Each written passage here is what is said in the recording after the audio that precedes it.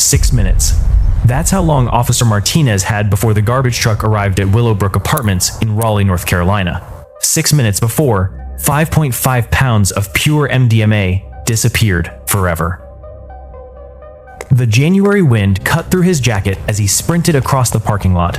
The surveillance team had been watching Amanda Troll for 8 months, but tonight, Martinez was flying solo on a hunch. He tears open the first yellow bag. Kitchen scraps, cat litter. The second bag felt different, heavier, chemical smell. Inside, crystalline powder catching his flashlight beam. Pure MDMA. Street value over $200,000. This wasn't just drugs. This was the thread that would unravel the most sophisticated mail-order drug empire the internet had ever seen. An empire run by a ghost, calling himself Liston is Here. For 3 years, he stayed invisible. Thousands of packages flowing across borders, millions in cryptocurrency, perfect anonymity, until one bag of trash changed everything. But this story starts 2 years earlier, in a Staten Island gym, with a construction worker who thought he was buying steroids. Anthony Coronati's routine never changed. 5 a.m. wake-up call in his Staten Island apartment. Construction site in Brooklyn by 7 a.m. Gym on Richmond Avenue by 6 p.m. Protein shake at the same deli. Home by 9 p.m. At 28, he'd lived this cycle for 6 years. The only variation was his quarterly trips to a warehouse in Queens for steroid pickups. When his supplier disappeared, panic set in. Mr. Staten Island competition in 4 months. Without testosterone and growth hormone, months of sculpting would vanish. His workout partner at Powerhouse Gym mentioned alternatives. Dark web, bro. It's like Amazon for stuff you can't get in stores. Download Tor browser. Get Bitcoin from that ATM on Northern Boulevard. Package comes right to your door. The Bitcoin ATM stood in a cramped bodega between a check cashing place and a cell phone repair shop. Anthony felt like a criminal feeding $20 bills into the machine. The process felt surreal. Downloading anonymity software in his apartment, creating accounts with fake names on websites that looked professional but sold illegal drugs. When his package finally arrived at the Stapleton post office, something felt wrong immediately. The box was heavier than expected. It rattled when shaken. Anthony's construction background, 10 years working on sketchy job sites in Queens and Brooklyn, taught him to trust instincts about things that didn't fit. He took the B-74 bus instead of walking home, paid cash instead of using his Metro card, got off 3 stops early and doubled back through the projects near Stapleton houses, changed his route twice more, cutting through parking lots behind Richmond University Medical Center, used the building's service entrance on Gordon Street instead of the main lobby on Bay Street. Inside his apartment, the package sat on his kitchen table like a ticking bomb. When he finally sliced it open with his box cutter, his hands were shaking. Instead of the familiar testosterone vials, dozens of amber bottles filled with colorful pills. Blue ones with dolphin stamps, white ones with Tesla logos. Pills that looked like candy but felt like trouble. MDMA, ecstasy. Street value over $40,000 sitting on his kitchen table. His phone buzzed. Email from Liston is Here. Package mix-up. Please forward to address below. You'll be compensated $500. $500 was 2 weeks' pay. The sender seemed professional, like a business error. He thought it was an accident. It wasn't. It was recruitment. Liston deliberately sent drugs to steroid buyers, people already breaking small laws who might take the next step for easy money. Within 6 months, Anthony forwarded packages monthly, each containing thousands in drugs, each pulling him deeper into something much bigger. Here's how Liston's system worked, and why it was brilliant. Traditional drug dealing is vulnerable. Catch the customer, trace to dealer. Catch dealer, identify customers. Liston's system worked like legitimate supply chains, but for drugs. Step 1. High-quality MDMA, ketamine sourced in the UK. Step 2. Bulk shipments to reshippers in America, people like Anthony. Step 3. Reshippers forwarded individual orders to different reshippers in other states. Step 4. Final delivery to customers. This created buffers. If police caught customers, packages traced to reshipping addresses, not the UK source. Reshippers looked like dealers and took the fall. The scale was massive. MDMA to colleges, ketamine to medical professionals, benzos feeding America's anxiety epidemic, packages to US, Canada, Ireland, Jamaica, over 10,000 packages in 3 years. Some reshippers handled hundreds monthly. The genius was recruitment psychology. Liston recruited ordinary people already bending small rules, steroid users, research chemical buyers, professional communication, steady income. It felt like legitimate employment. People like Amanda Troll. Amanda Troll lived on Weatherstone Drive in suburban Raleigh, in one of those neighborhoods where driveways still had basketball hoops and neighbors knew each other's first names. She worked part-time at Carolina Medical Billing on Glenwood Avenue, drove a 10-year-old Honda Civic with a dented bumper, and had never been arrested for anything more serious than a parking ticket downtown. She was exactly what Liston needed. Methodical enough to follow complex instructions, paranoid enough about details to avoid mistakes, middle-class enough to be invisible to law enforcement, desperate enough financially to take risks for steady money. Amanda discovered Liston's operation through a research chemical forum called Chemical Planet. She'd been buying nootropics, modafinil for focus during tax season, phenylparacetam for memory enhancement, legal gray area substances that existed between supplements and pharmaceuticals, ordered from vendors with names like Scientific Innovation and Cognitive Labs. When her regular supplier Eurochems disappeared, website gone, emails bouncing back, someone on the forum recommended Liston's service. Professional operation. Ships from Europe. Great stealth. Never had a package seized. Her first order was modest. 50 tabs of modafinil to get through busy season at work. The package arrived exactly as described. Professional vacuum sealing. No chemical smells. No obvious drug indicators. Return address from Nordic Research Solutions in Stockholm. But tucked inside with the pills was a printed note on expensive paper. Amanda struggled financially. $500 monthly sounded reasonable. The sender explained, international shipping arbitrage. European companies using local forwarders to distribute legal supplements instead of direct shipping. Made sense, felt legitimate, solved money problems. Within 6 months, Amanda became Liston's most productive agent on the East Coast. 4,200 packages over 2 years, each handled with obsessive attention to operational security. She developed a rotation system. Monday packages went to the post office on Capitol Boulevard, Tuesday to the UPS store in Cameron Village, Wednesday to FedEx on Hillsborough Street near NC State campus, Thursday back to a different post office in Cary. She never used the same location twice in 1 week. Never mailed more than 5 packages from any single address. Paid cash for everything, cycling through different clothing combinations to avoid security camera pattern recognition. Navy jacket with jeans on Monday, red sweater with khakis on Tuesday, black hoodie with leggings on Wednesday. DEA surveillance teams had been watching her operation for 8 months by January 2017. They had photos of her visiting 37 different post offices across Wake County. They knew she received bulk packages at her Weatherstone Drive address. They knew she sent individual packages from rotating locations, but they could never catch her actually possessing anything illegal. But Amanda was just a small cog in a much larger scheme. The DEA needed more evidence to get to the true mastermind. Amanda was too professionally careful. She never opened packages in public spaces, never carried drugs in her Honda longer than absolutely necessary, never used her real name on any shipping labels. She treated the entire operation like a legitimate small business, complete with spreadsheet, record keeping, and customer service protocols, but drug residue accumulates. Every opened package left traces. Thousands of packages made microscopic become visible. January 15th, 2017. Amanda's Sunday trash routine. 3 heavy bags. Her latest shipment was messy. MDMA powder bags had torn. Powder spilled everywhere. She cleaned visible amounts, but crystals fell into carpet under furniture.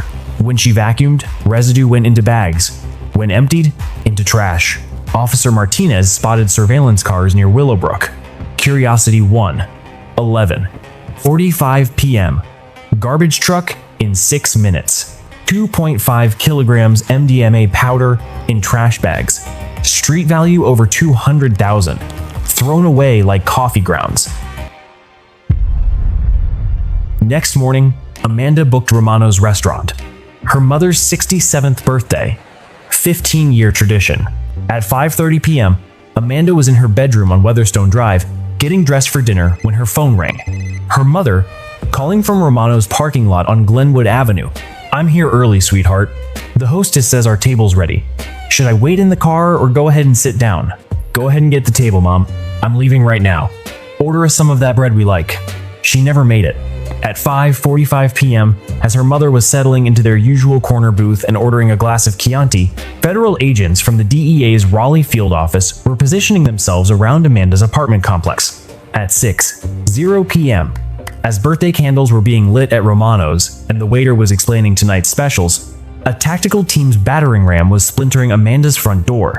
130 pounds MDMA, 31 pounds ketamine, vacuum-sealed benzos, shipping supplies. Most importantly, detailed records. Amanda kept meticulous books, package tracking, customer information, everything organized like legitimate business. "I just moved packages," she told the agent. 4,200 over 2 years, told they were legal supplements. Then she provided case-cracking information. Staten Island address for final forwarding, email communications with L or Lon. Meanwhile, Amanda's mother sat alone with birthday cake. She made a wish for her daughter to call. The wish wouldn't be granted for 3 years. DEA chose direct approach. Set trap, see who walked in. The 20th of February, Brooklyn facility. Agents supervised as technicians prepared 10 pounds MDMA bait package. Street value $500,000.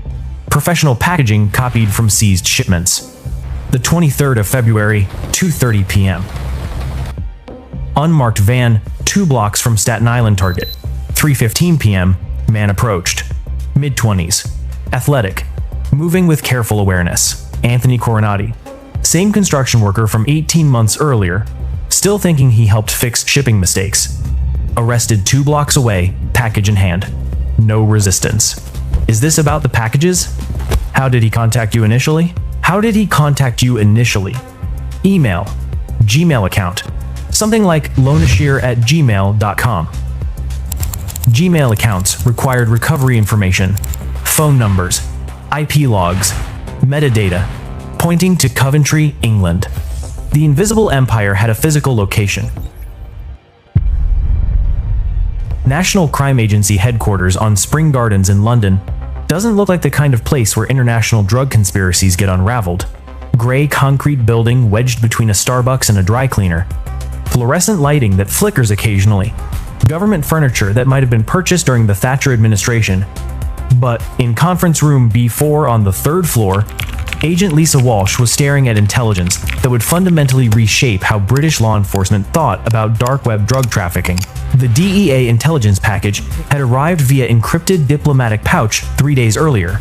Email metadata showing login locations in Coventry. Package tracking numbers originating from West Midlands postal facilities. Bitcoin wallet addresses receiving payments from customers in Ohio, Florida, Texas, and 37 other US states. Most crucially, behavioral analysis suggesting a single operator running the entire transatlantic network from somewhere in the English Midlands. Walsh had been investigating online drug markets for 6 years, ever since transferring from Manchester's organized crime unit. Most operations were small-scale and local. Individual dealers selling MDMA to university students through encrypted WhatsApp groups. Cocaine suppliers using Instagram to reach customers in London's financial district. This was completely different.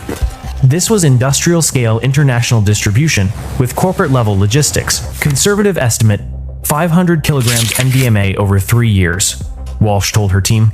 Manufacturing-level distribution. It took 6 weeks of coordinated surveillance across Coventry's postal network to finally spot him. Male, early 30s, South Asian appearance, always well-dressed in designer casual wear. He visited different post offices daily: Coventry Central on Corporation Street, Tile Hill Branch on Jardine Crescent, Canley Post Office near the University of Warwick campus, Earlsdon on the Albany Road. Always alone, always paying cash from a thick roll of 20-pound notes, always using different fabricated return addresses. The surveillance pattern was textbook operational security. Monday morning, Coventry Central, maximum 20 packages. Tuesday afternoon, Tile Hill, different clothing, different car. Wednesday, Canley, arriving by bus instead of driving. Thursday, Earlsden, back to the BMW but wearing a completely different outfit. Never the same location twice in the same week. Never more than 20 packages per location to avoid triggering additional scrutiny from postal workers trained to spot suspicious shipping patterns. Banmeet Singh, 33 years old, born in Amritsar, Punjab, but UK resident since age 12 when his family immigrated to Birmingham. A simple immigrant from India, quickly realized, in the big world, you can't get rich legally. His attempts to run businesses, opening pharmaceutical companies, immediately ended in failure.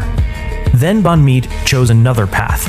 He went into the shadows, hiding on the internet, the one place where he believed no one could reach him. On paper, he was completely unremarkable. Unemployed since 2016, lived in a modest two-bedroom flat on Kenilworth Road near the University of Warwick. No criminal record beyond a speeding ticket from 2014, no obvious source of income, no business registrations, no property holdings, no reason for law enforcement to pay him any attention whatsoever. Fake businesses, Antilia Trading registered to vacant lots, Blue Sky Supplements using demolished buildings. Package correlation analysis matched Coventry shipments with US reshippers. Tracking numbers from Amanda's records matched perfectly with Banmeet's locations. September 2018. Surveillance began. 6 a.m. gym, 8 a.m. Starbucks, 9 a.m. to 2 p.m. post offices, evening restaurants, and bars. 18 months building airtight case against someone thinking he was invisible. The 15th of April, 2019, 3:45 a.m. 6 vehicles converged on Coventry Complex. Armed response, digital forensics, financial crimes investigators. Timing critical. Banmeet typically slept 2 a.m., woke 7 a.m. Entry teams practiced for weeks using mock apartments.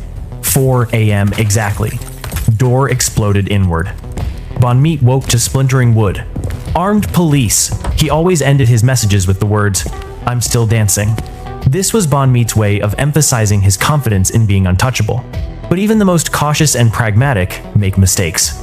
And Banmeet was no exception. The man who rose to become the dark web's most powerful drug lord. First instinct, correct. Roll toward computers. Reach for keyboard. One keystroke would encrypt everything. Another would wipe drives. Third would transfer cryptocurrency to untraceable wallets. 18 inches from keyboard when tackled to floor. Too late for destruction. 4 laptops. 6 smartphones. Hardware wallets. Everything unlocked and accessible. Banmeet's paranoia about physical security overlooked basics. Cryptocurrency discovery staggering. 3,838 Bitcoin, 15 million pounds at 2019 prices. But transaction logs showed over 8,000 Bitcoin revenue. Where were the missing 4,162 Bitcoin, 20 million pounds? Email records provided answers. Regular communication with Parvender, not customer service family discussions. Brothers talking business strategy. Parvender Singh lived 4,000 miles away in Chandigarh, Punjab. Small business owner on paper, import-export, textile trading. But emails told different stories. Business operations, Bitcoin addresses, transfer amounts. Brothers operated as partners. Parvender handling finances, moved 2,000 to backup wallets, keeping operational funds separate from long-term holdings. Converted 1,500 to alternative assets as insurance. Family investments secure. Indian authorities began surveillance June 2019. Modest official income. Expensive lifestyle. Financial activity suggesting hidden revenue. September 2019. Coordinated raids. Parvender's home. Business offices. Storage facilities. Additional computers. Hardware wallets with hundreds Bitcoin. Cash in multiple currencies. Investment documents showing property purchases across India and UAE. Parvender converted Bitcoin to traditional assets over 2 years. Real estate, gold, foreign accounts, creating safety nets, surviving even if operations were discovered. Both brothers received substantial sentences. Bonmeat extradited to US, 15 years federal prison.